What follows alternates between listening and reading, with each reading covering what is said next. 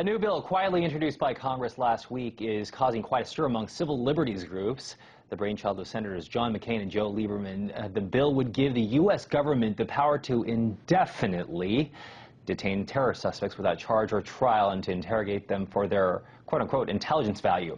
And it doesn't make a distinction between U.S. citizens and non-citizens. So does this sound kind of scary to you? Well, joining us now to talk about that is RT's Lucy Kavanaugh.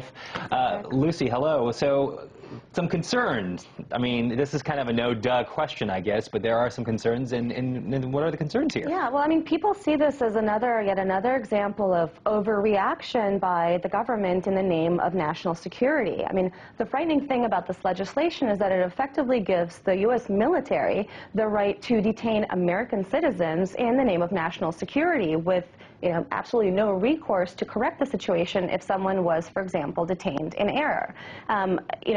The bill is worded so broadly that it basically could, throw you or I or anyone into jail for being perceived as the war on terror. And it doesn't really set any limits in terms of who makes the decision about that perception. And so, if, say, we speak out really strongly against the government and it's somehow perceived as being a threat to the United States, we can see ourselves locked up, held by the military, interrogated, held indefinitely, and all without a basic right to, an attorney or a public trial, and et cetera.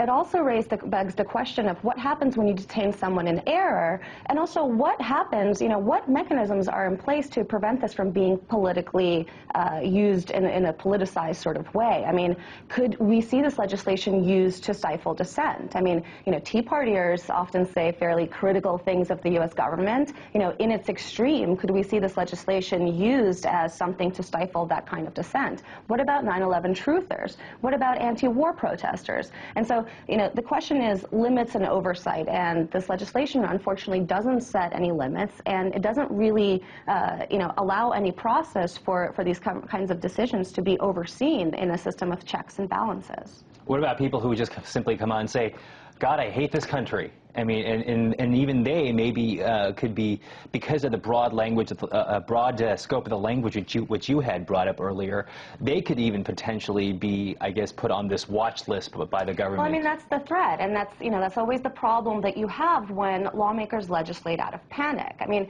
we've seen the reaction to the Christmas Day bomber and the, the guy that drove the airplane into the IRS building. We had the Pentagon shooter, and I think, Congress is a very, very reactive body. And a lot of times when something happens that scares Americans, a lawmaker says, okay, hey, this is a frightening situation. I'm up for re-election. I want to look like I'm being really tough on terrorism and like I'm standing up to the terrorists. And so there's this rush to sort of, quickly legislate without thinking through a piece of legislation. And a lot of times we end up subverting values that we take for granted in this country, like democracy and freedom, in the name of national security. And I think, Americans definitely want the government to be proactive in terms of, addressing the terror threat, but I don't remember going to the polls and voting to, take away my constitutional rights. Do you? We have just about a minute left, but you brought the examples of the, I call him the Underoos bomber, and also Joe Stack.